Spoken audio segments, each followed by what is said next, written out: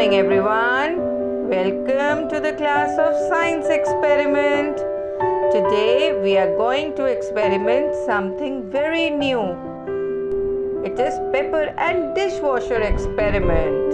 See what we need for that. A bowl,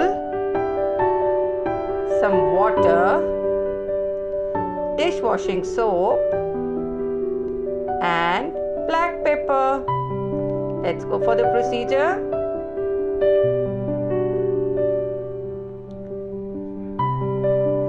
Put some water in a container.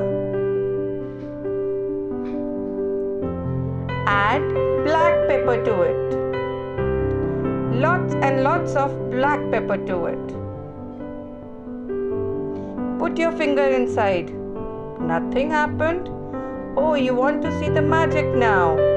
So, take some soap in your hand, the liquid soap, and put it again. Now see the magic going to come. Oh, the black pepper separated. Do try at home with the help of your mama. I hope you liked it and see you. Bye-bye.